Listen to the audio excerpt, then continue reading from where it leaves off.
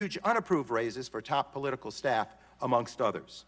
Perhaps most concerning have been the reports of retaliation against employees, both career and political, that have dared to question Administrator Pruitt's most troubling abuses and expenditures. And in almost all cases, the more we have learned, the worse they get. At this point, we must ask if the Inspector General will have the resources needed to investigate the Administrator's seemingly endless misconduct. At the heart of all these issues is an apparent pattern of an Administrator refusing accountability and putting personal and special interests ahead of the American people. I would ask my colleagues on the other side of the aisle to imagine if a Democrat acted in this manner, would you stand for it? I think the answer is clear, you would not. My colleagues and I may disagree about many of the policy decisions coming out of this EPA, but one thing I hope we can agree on is that we cannot afford to turn a blind eye to the reports of this Administrator's fiscal mismanagement and abuse of his position. Mr. Administrator, the evidence is clear. You have failed as a steward of American taxpayer dollars and our environment. You claim to believe in the mission of the EPA, but your actions, including your mistreatment of EPA's dedicated career staff, tell a very different story. Evidence from your time in state government should have made this obvious, but only in recent weeks have we come to fully understand the extent of your political ambitions, your tendency to abuse your position of personal gain and to advance the agendas of your political benefactors and what appears to be a propensity for grift. But most importantly, your conduct as Administrator has demonstrated a lack of respect for American taxpayers and the agency you were appointed to lead, and has affirmed the regrettable but inevitable conclusion that you were never fit for this job. And your refusal to provide any serious transparency, accept any accountability, or show even the slightest contrition is inexcusable. Mr. Chair, no one is above the law. Congress must hold this Administrator accountable on behalf of the American people. And I hope our committee can continue to investigate and bring the truth of these important issues to light in a bipartisan manner. With that, I yield back. Chair, thanks, gentlemen. Chair now recognizes the chairman of the full committee, Greg Walden from Oregon, for 5 minutes. Thank you, Mr. Chairman. And Mr. Pruitt, welcome back to the House Energy and Commerce Committee. As you know, we scheduled this hearing to focus on the EPA's policy and budget priorities some time ago, but you surely understand that members on both sides of the aisle have some serious questions about the management and operations of the agency. We expect you to answer these questions fully and truthfully. I'm concerned that the good progress being made on policy front is being undercut by allegations about your management of the agency and use of its resources.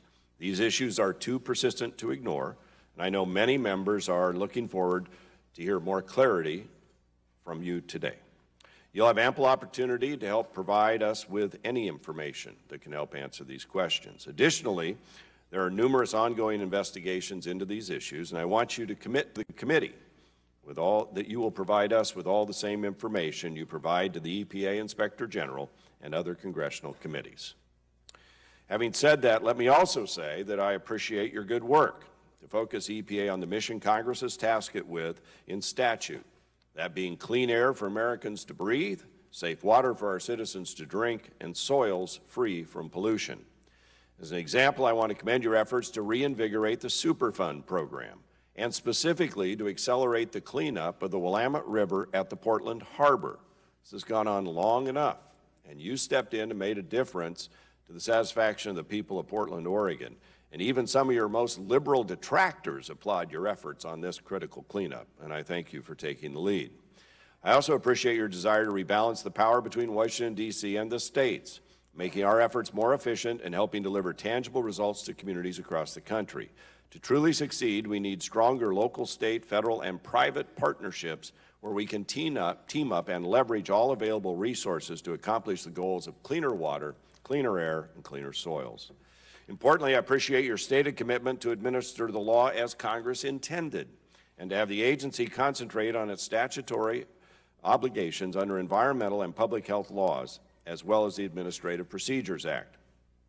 Bringing new transparency to your public processes, especially when it comes to the data and science that underpins policies, is truly a welcome change from past EPAs. Mr. Administrator, too many of your predecessors believed a clean environment was also incompatible with a healthy economy. I share your view that we can and must have both in America. We need common sense regulation that protects the public, actually cleans up the environment, and does so in a way that does not unnecessarily suffocate the economy. I believe the EPA should focus on innovative problem solving in partnership with states, the private sector, and other stakeholders that leverage their resources and expertise. I look forward to our discussion today about the agency's budget and the EPA's direction now and in the future.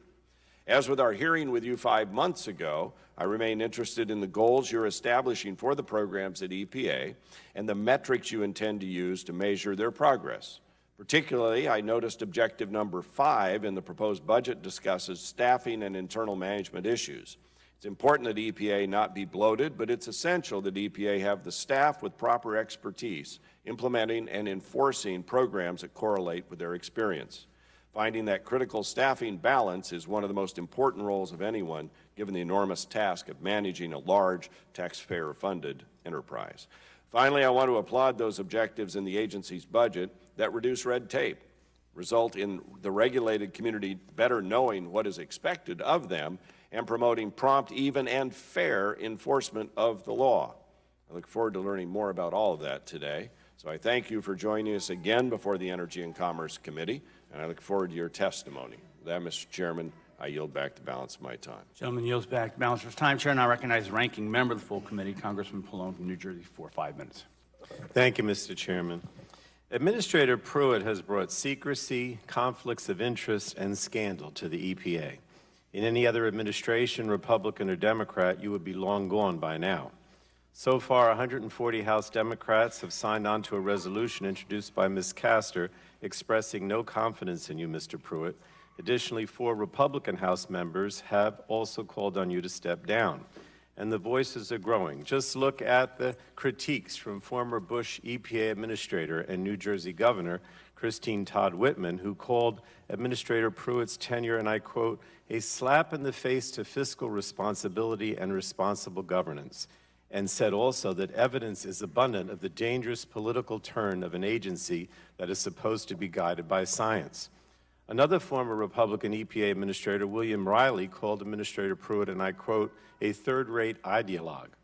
Past administrators of both parties believed in the EPA's mission and understood that they had been given a sacred trust by the people of our country. Unfortunately, this is not the case with you, Mr. Pruitt. Clearly, you do not believe in EPA's mission and appear to have forgotten that you are here to serve all the American people, not merely a select few or just yourself. And the fact is, Administrator Pruitt has used this office as nothing more than an opportunity to either enrich himself or his corporate friends, and President Trump seems to be perfectly fine with all these actions. So much for draining the swamp. When we met in December, you pledged to be more transparent. You promised to do a better job providing technical assistance, sending witnesses to hearings, and responding to congressional requests. But you have followed through on none of these promises. What you have done is generate scandal after scandal. When confronted about them, you've repeatedly failed to take responsibility for your actions. Instead, you've blamed your staff, your security detail, your critics, pretty much anyone but yourself. And you're accountable for your agency and all of these scandals, in my opinion.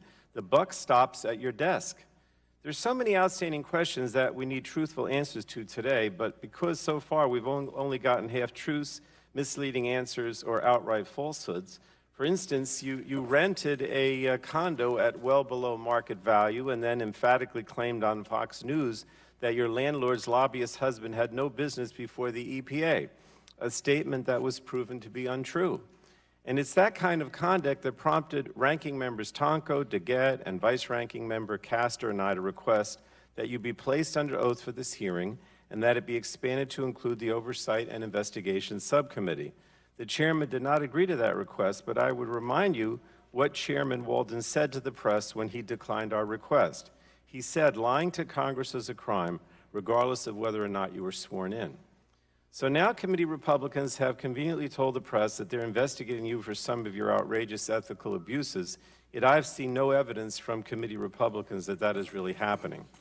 Fortunately, committee Democrats have been demanding answers, and 5 independent federal investigations are now being done into your conduct at our request. Yesterday, I joined with Ranking Member Cummings of the Oversight and Government Reform Committee to request an additional investigation by the Office of Special Counsel into your troubling pattern of apparently retaliating against EPA employees who question your extravagant spending. And I'm confident that these investigations will affirm what I've come to believe is true, that you are unfit to hold public office and undeserving of the public trust.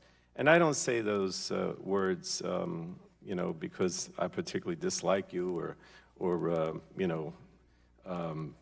hold you in ill repute. I just think that every indication we have is that you really should resign and you are undeserving of the public trust. And I yield back, Mr. Chairman. Thank you. Gentleman yields back his time. We now conclude with members' opening statements. The chair would like to remind members that pursuant to committee rules, all members' opening statements will be made part of the record. We would also now like to welcome and thank our distinguished witness, U.S. EPA Administrator Scott Pruitt, for being here today. You will have an opportunity to give an opening statement, followed by a round of questions by members. You are joined by the Honorable Holly Greaves, Chief Financial Officer. Welcome to you also. We appreciate you being here, and Mr. Administrator, we now recognize you for 5 minutes for your opening statement. Well, good morning to you, Mr. Chairman, Ranking Member Pallone, members of the committee. It is good to be with you today, and I appreciate the opportunity to discuss these matters that you've raised. There is consequential and important work being done at the EPA since the beginning of the Trump administration, both in terms of improved environmental outcomes as well as substantial regulatory reform. We are stripping burdensome costs from the American economy at an unprecedented pace, and we are doing this while inspiring confidence in the American people that it is government going to work with them as opposed to against them to achieve harmony between jobs and growth and environmental stewardship. In the short time of the Trump administration, we've made enormous progress as far as improved environmental outcomes. These are just a few. We have removed over 3 times the number of polluted sites of contaminated communities across the country as compared to the previous administration for 2017. And for 2018, we are on pace to remove as many as 10 times the number of polluted sites. We are working cooperatively with the states to improve air quality through the approval of 350 state improvement plans. And with regard to water, we are leading a multi-agency approach that has set a goal of eradicating lead from our drinking water within 10 years, largely through the utilization of a tool that you provided, WIFIA. It is my goal to prioritize applications for critical water infrastructure over the next 10 years to hopefully see $4 billion a year dedicated to the replacement of lead service lines in order to reduce lead in our drinking water. President Trump has set an ambitious goal for the EPA under his administration, and our measurable achievements are a testament to the effectiveness which a results-driven EPA can achieve. President Trump did not only task us with accomplishing the core mission of the EPA acting more efficiently and effectively than ever before, he also demanded comprehensive regulatory reform. That transformational change is happening. In just 1 year, the Trump administration has saved the American people almost $8 billion in regulatory savings. And the EPA alone is responsible for nearly 24 regulatory actions, saving Americans $1 billion of that $8 billion in regulatory cost. These actions are providing America's job creators with the regulatory clarity they deserve. By repealing and replacing the so-called Clean Power Plan, we are ending a one-size-fits-all regulation on energy providers and restoring rule of law. By rescinding and rewriting the 2015 Waters of the United States rule, we are ending Washington's power grab over land use decisions across the country. It is indisputable that we have made enormous progress in advancing President Trump's reform agenda and pruning back decades of regulatory overreach that was unnecessary, burdensome, and ultimately harmful to hardworking Americans across the country. When the President nominated me to this position, I believe the work was going to be impactful, and it has been, and tremendous progress has been made. But I did not expect the work to be easy, and I knew there would be meaningful opposition. However, as I sit before you today, I recognize there have been very troubling media reports over the past few weeks. I promise you that I, more than anyone, want to establish the hard facts and provide answers to questions surrounding these reports. Let me be very clear. I have nothing to hide as it relates to how I've run the agency for the past 16 months. I'm not afraid to admit that there's been a learning process, and when Congress or independent bodies of oversight find fault in our decision-making, I want to correct that and ensure that it does not happen again. Ultimately, as the administrator of the EPA, the responsibility for identifying and making changes necessary rests with me and no one else. With that being said, Facts are facts and fiction is fiction. And a lie doesn't become truth just because it appears on the front page of the newspaper. Much of what has been targeted towards me and my team has been half-truths or at best stories that have been so twisted that they do not resemble reality. And I'm here, and I welcome the chance to be here, to set the record straight in these areas. But let's have no illusions about what was really going on here. Those who have attacked the EPA and attacked me are doing so because they want to attack and derail the President's agenda and undermine this administration's priorities. I'm simply not going to let that happen. I look forward to your questions today, and thank you, Mr. Chairman. Gentleman yields back to time. Chair thanks the Administrator. And I'd like to recognize I'll start the series of questioning. I'll recognize myself for 5 minutes for the first round. We got obviously a lot of media presence here. I've been asked the last couple days, what am I going to do? What am I going to say? And I said, well, I'm going to talk policy and stewardship. So I'm going to have my 5 minutes going to be on a policy issue, and hopefully they'll save some time for us to talk about some stewardship issues. Since you last testified before the subcommittee, the White House has hosted a number of meetings, some of which have included you and other cabinet officials, senators, and various stakeholders to discuss changes in the renewable fuel standard. As I alluded to in my opening statement, those potential administrative actions hang like the sword of Damocles over efforts on Capitol Hill to reach an enduring legislative solution to the problems of that program. Are any of these administrative changes imminent, or will you commit to allowing Congress time to work on a legislative solution?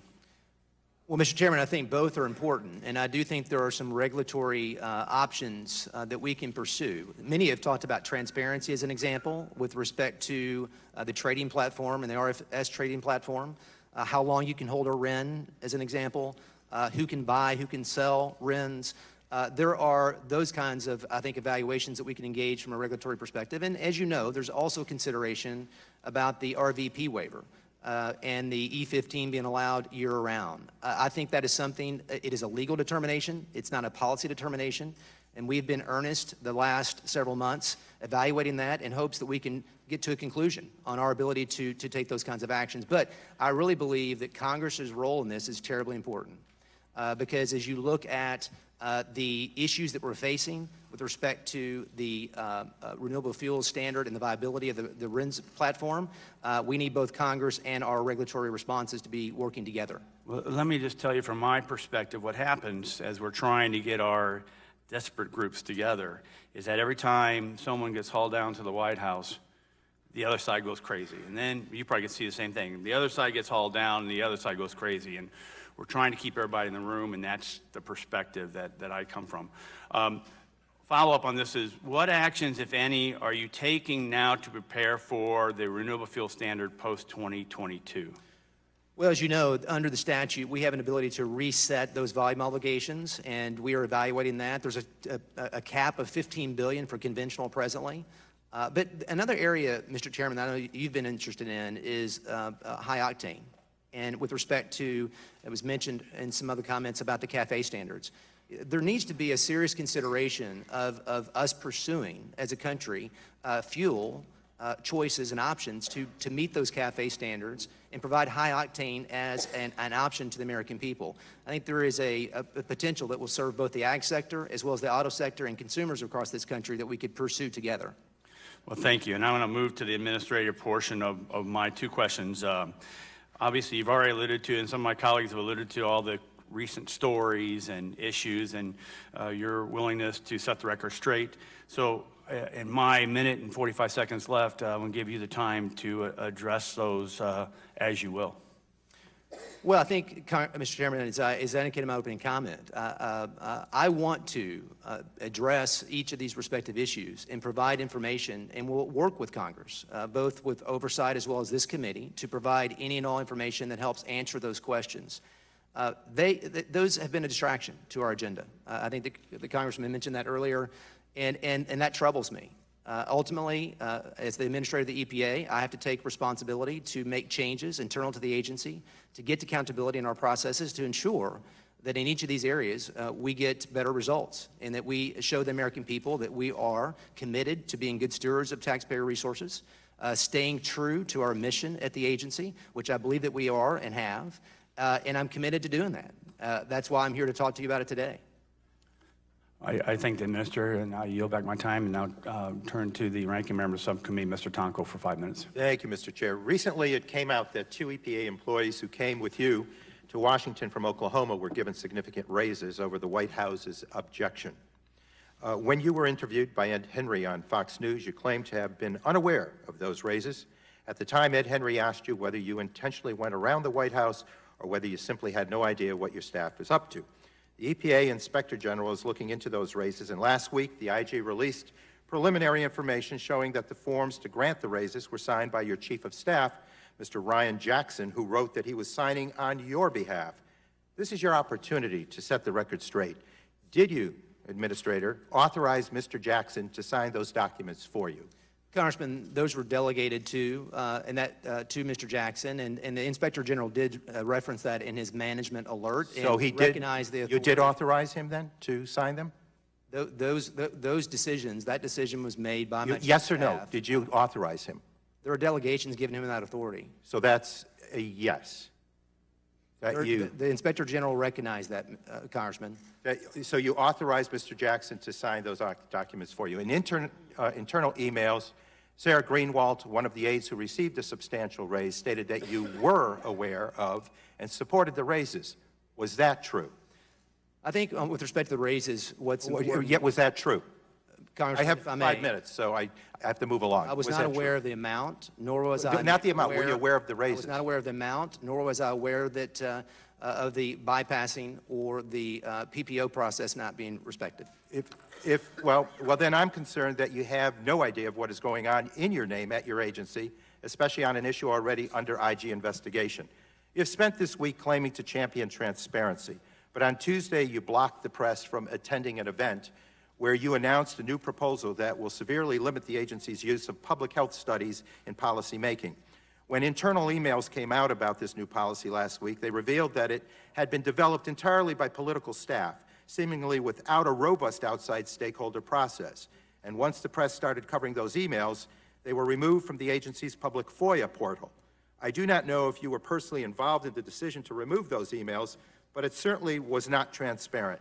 Mr. Administrator, you like to claim that you support the rule of law and acknowledge the limits of EPA's authority. Many of our environmental statutes are clear. EPA must use the best available science as a foundation in policy making. This proposal would prevent that. Are you aware, yes or no, that Nancy Beck raised concerns that such a policy could also impact data that would be important to industry, such as confidential business information? Yes or no? This effort, yes or no? This effort, Congressman, was about ensuring that as were you aware that the agency, were you aware that we base Nancy it upon Beck raised the transparent concerns? science. Were you aware? Sir? As I indicated, Congressman, this effort is actually a reflection Sir, I need of to move on. Congress's commitment to transparency. I take that as a yes. To mitigate that concern, it appears that the proposal has been crafted so that you, the administrator, has the discretion to grant exemptions as you see fit, without any transparency or accountability for your decisions.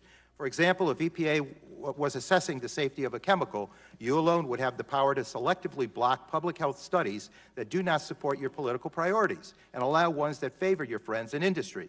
Not only does this open the door to special treatment for industry over the public health, but you could also pick winners and losers amongst the industry types.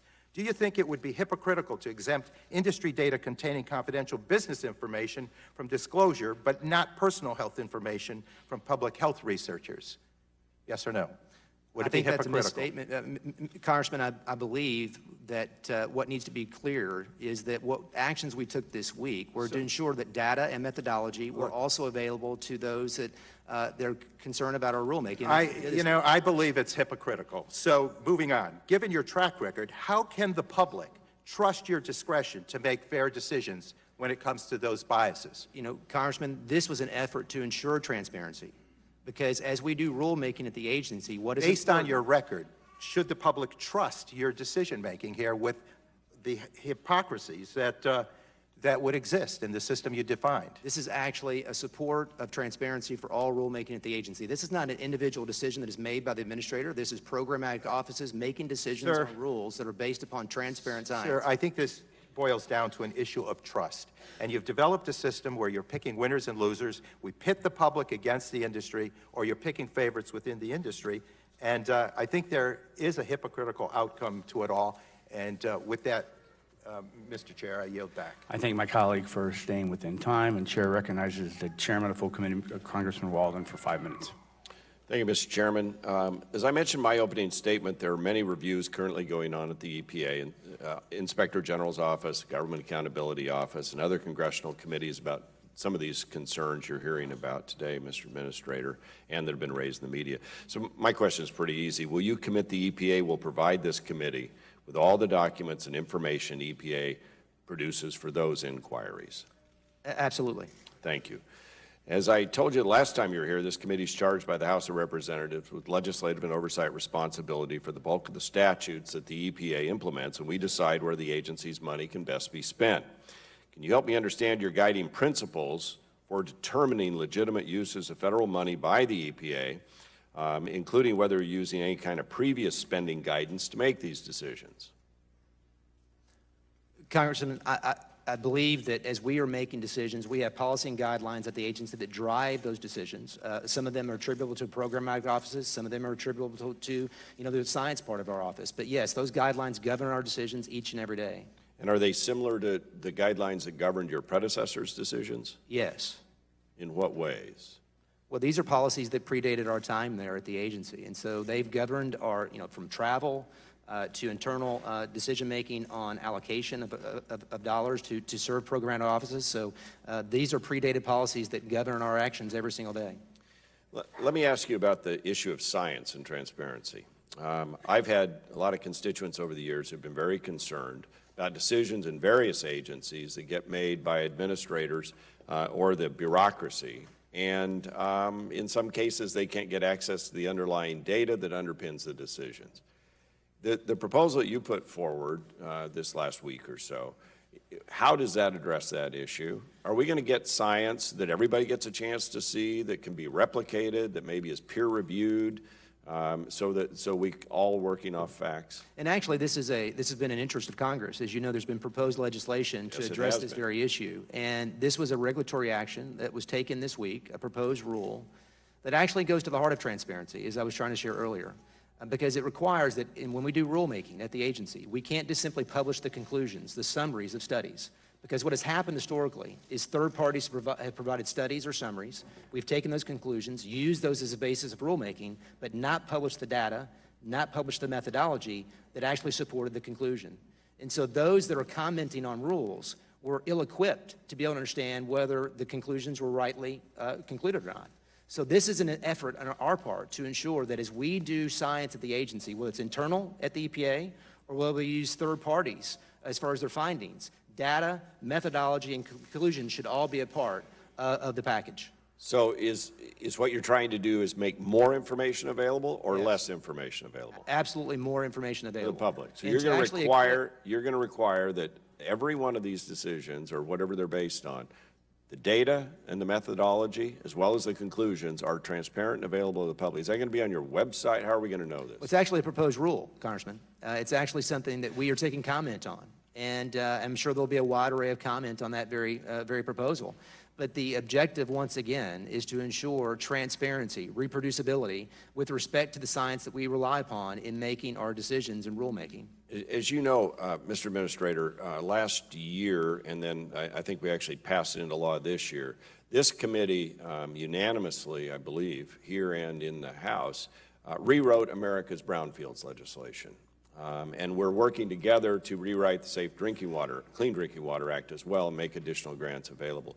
What are you doing to help clean up these brownfield sites that litter our neighborhoods in our country? You know, we just issued a series of grants across the country this week with respect to the Brownfields program. And you're right, it's been a tremendous success, reclaiming polluted areas across this country to allow communities to once again enjoy those areas. And so with the partnership of Congress, the increased omnibus, provided additional monies there for us to enhance that program. We are administering those grants and seeking to partner with communities all over the country to ensure that these areas are cleaned up and repurposed and able to be enjoyed again by those communities. And I just have a few seconds left. I want to follow up on what the chairman of the subcommittee talked about regarding the RFS and new fuel standards. I want you to know that Mr. Flores and Mr. Shimkus and others on this committee have put a lot of time in, because it's a priority of mine and theirs, to figure out going forward how we have a standard that works for those who grow corn, those who refine fuels, the auto industry, and the environment. And I would hope this administration would look to our leadership in this effort as well as any independent actions, or the fact that we're actually a co-equal branch and the House has some authority in this area as well as the Senate. Will you commit to that? I think it's essential, as I shared with the chairman earlier, because at the end of the day, certainty is very important in this area. And I think you see tremendous investment over the last... Gentlemen's time's expired. We will make sure, I apologize. I just want to make sure that we've got a lot of people lined up. We'll have more time to talk about that. Thank you, Mr. Chairman. Chair, thanks to Chairman, and the Chair now recognize Ranking Member of the Subcommittee, Mr. Malone, for 5 minutes. Thank you, Mr. Chairman. You know, I listened, Mr. Administrator, to your reasons why you haven't resigned, and basically you said that you're staying because only you can carry out the President's mission.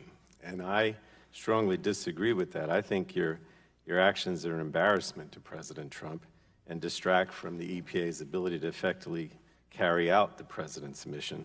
And if I were the President, I wouldn't want your help. I'd just get rid of you. But I'm not the President, so let me move on. It's been reported that you have even gone so far as to retaliate against EPA's employees, punishing those who questioned your spending and management and sidelining those who attempted to advance important public health protections. So I wanted to ask again, yes or no, because we don't have a lot of time. It has been reported that at least 5 EPA employees were recently reassigned, demoted, or otherwise retaliated against after they raised concerns about your spending. Is that correct, yes or no? I don't ever recall a conversation to that end. I'll take that as a yes.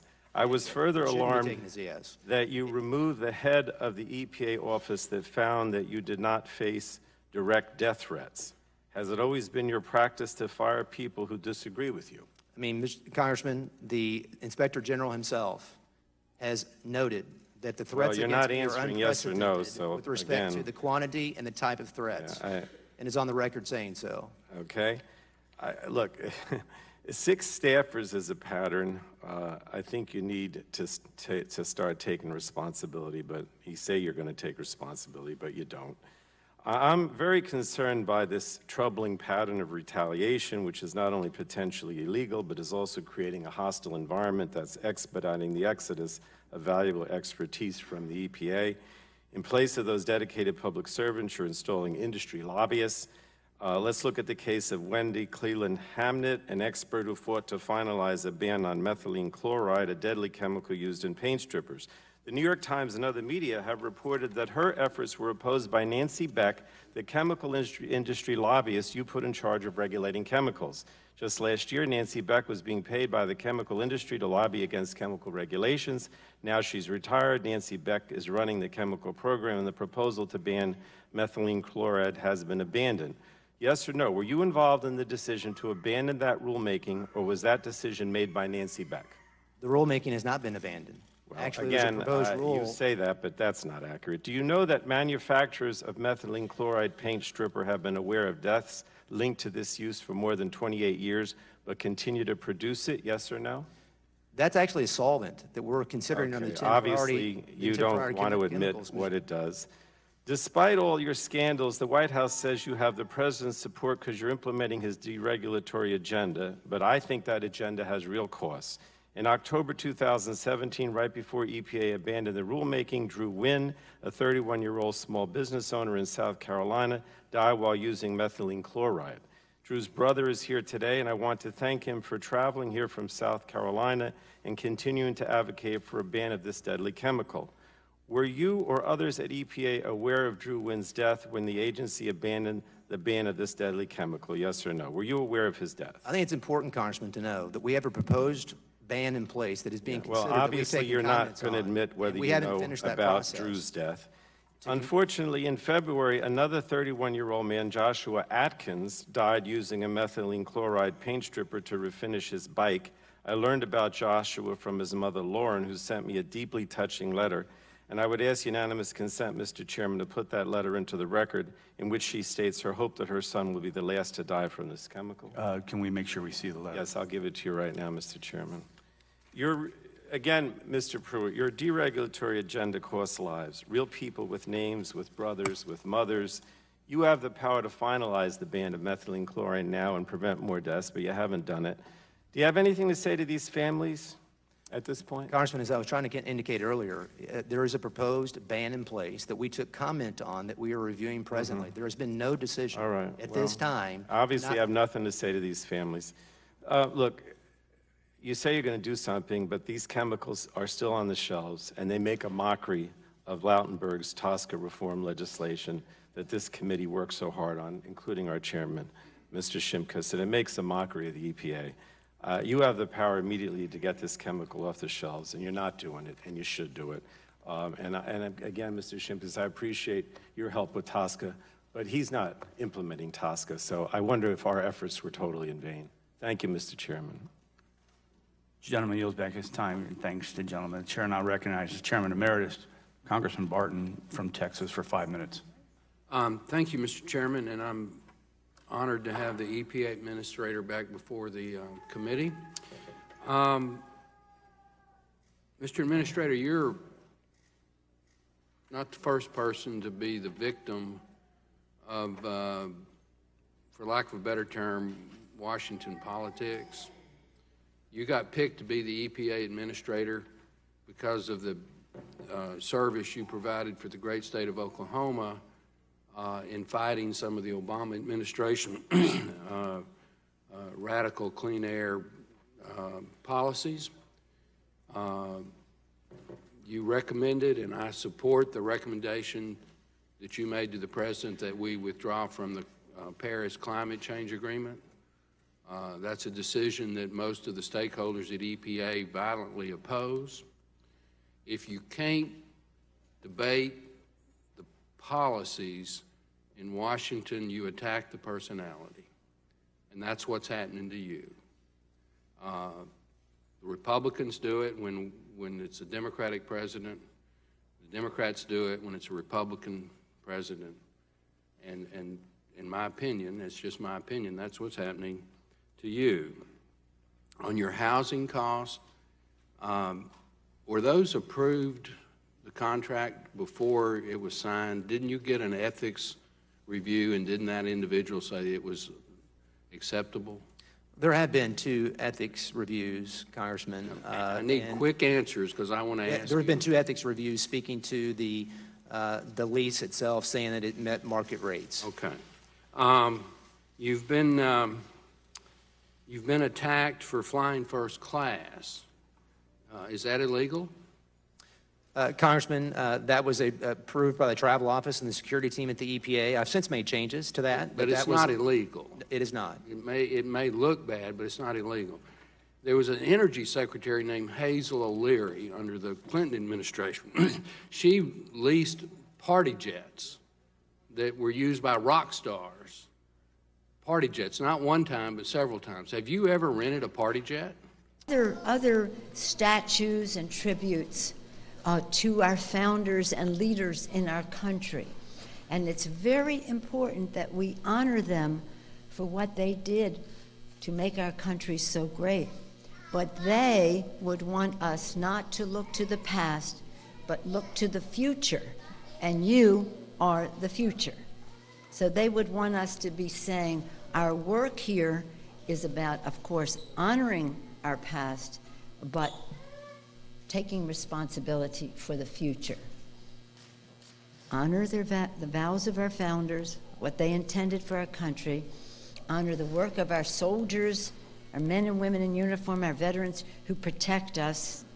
And very importantly,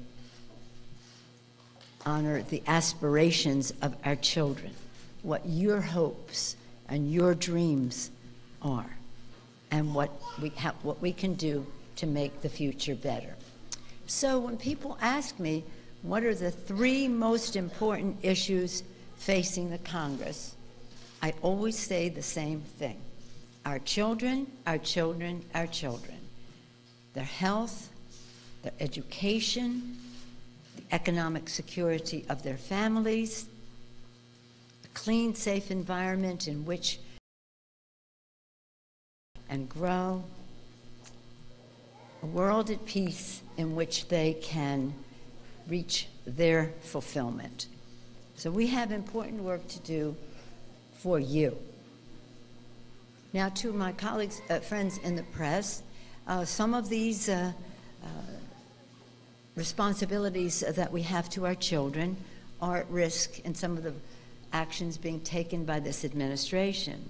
For example, in terms of the air that our children breathe and the water they drink is seriously at risk under the leadership of Scott Pruitt at EPA. In fact, almost to the point of corruption, certainly conflict of interest. So somebody makes money at the expense of the health of our children, the air they breathe, the water they drink. Housing, so important to children, and Secretary Carson hiking the rent for some of America's